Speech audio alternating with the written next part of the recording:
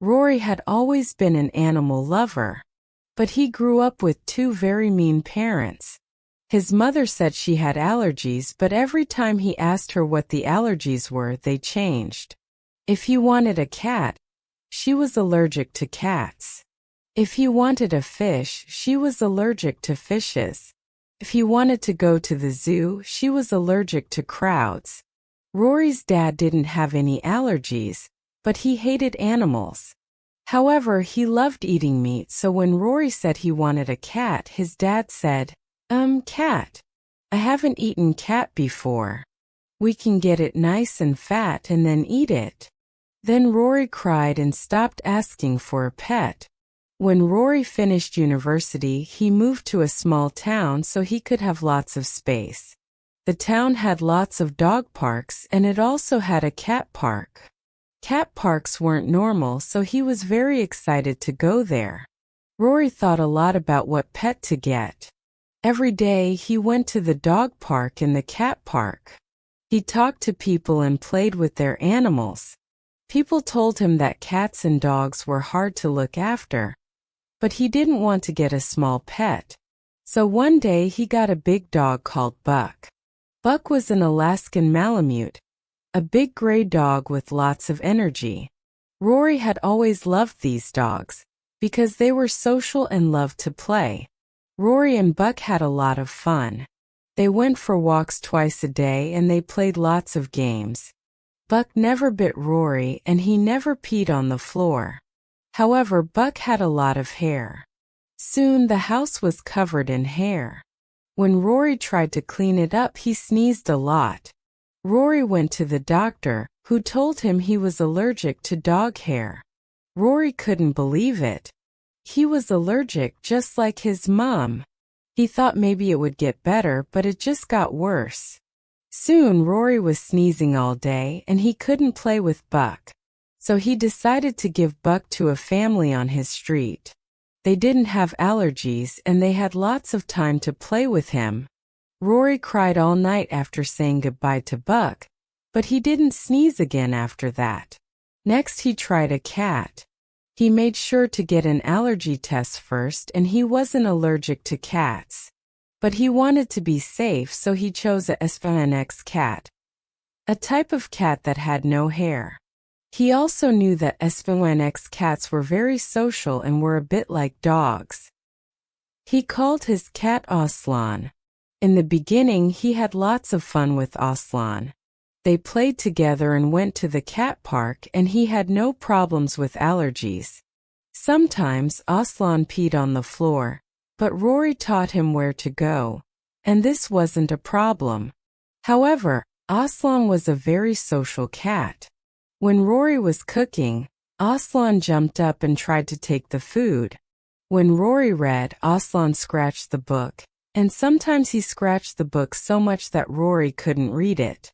When Rory had a bath, Aslan jumped in the water and then got angry because he didn't like water. If Rory didn't play with Aslan, then Aslan was mean to him. He scratched his legs and hissed. One day Rory woke up and the bed was covered in dead birds. There were probably 30 of them. Aslan had killed all the birds and put them on the bed as a present to Rory. "Enough," said Rory. He found a sad old woman who lived alone and gave Aslan to her. She loved the cat, and when Aslan scratched her, she just said, "Oh, be careful, my dear." Finally, Rory decided he wasn't ready for a big pet, so he decided to get guinea pigs. Guinea pigs were very pretty, and they were easy to look after. Some of his friends at school had guinea pigs, and he always wanted to play with them, but his mom said he couldn't because she was allergic. He got 2 guinea pigs because they were very social animals. One was black, so he called her Black Beauty, and the other was pink like a pig, so he called her Babe. Black Beauty and Babe were sisters, so he thought they would be friends. But Babe was a very mean guinea pig. Babe was worse than both Buck and Aslan. When Rory gave the guinea pigs food, Babe ate all the food before Black Beauty could get to it. If he tried to give food to Black Beauty, Babe squeaked and bit him. If Rory played with Black Beauty, Babe started eating their little wooden house. And when Rory played with Babe, she always peed on him. It was like she waited until he was holding her to pee. But they were easier to look after than Buck and Aslan.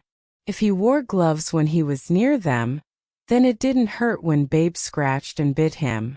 And he did really love Black Beauty. "One day Babe will die," he said to Black Beauty, "and then I'll get you a real sister." That day did not come. One morning, Rory put on his gloves to feed the guinea pigs. The gloves were wet. Babe had peed in them. He didn't know how she had done it, because they slept in their little wooden house, which was locked. But Rory had stopped trying to understand Babe. He washed the gloves and then went to see them. The little wooden house was red. Rory couldn't understand. It looked like paint. Then he saw it. Babe's mouth was red, covered in blood. Next to her was Black Beauty's body. But it wasn't all there. Babe had eaten most of it. There was blood everywhere. The door of their house was covered in blood. Their food bowl was full of blood. Rory felt sick. The door to their house was open. Babe had unlocked it. How could a guinea pig break a lock? But that wasn't the worst part. Babe could have run away. She could have run into the woods, but she chose to stay here. She wanted Rory to see this. She wanted him to see what she could do. She wanted him to be afraid of her. Rory took a deep breath and went to get his phone. He called the police. Rory loved his job and he knew he was good at it. His little shop won a prize almost every year. If you looked at the shop, you would think it was just a normal butcher's. "Rory the Butcher," said the sign. Next to the sign was a happy picture of Rory holding a big knife. Under the knife there was a pig who did not look so happy. But this was no normal small-town butcher's. If you stayed in town long enough, you might hear the stories. Rory was wonderful with animals, they said. If you visited once or twice, you might think that he was an animal lover. People brought their pets into the shop and talked to him about them. But it was always pets with problems. People brought in angry dogs and mean cats. Rory never went near the animals, and he always held his big knife. When Rory knew a customer well, he waited until they were alone in the shop. Then he said, "I'm selling a new kind of meat, you know. Just come with me into the other room. Oh, and bring your pet." Strange things happened in that small town. Mr. and Mrs. Foster had a dog that peed in their beds. The children loved the dog, but the parents hated it. Then one day while the children were at school, the dog ran away. Nobody could find it. The children cried and cried. "Don't worry, children," said Mrs. Foster. "I'm sure we'll see Spot again soon. I went to the butcher's today and got some lovely steaks for us all. That will make you feel better." Sometimes Rory's mother rang him and asked how the business was going. "You've changed, you know," she said. "I haven't changed, Mum," said Rory and laughed. "I still love animals, but I love them more when they're dead."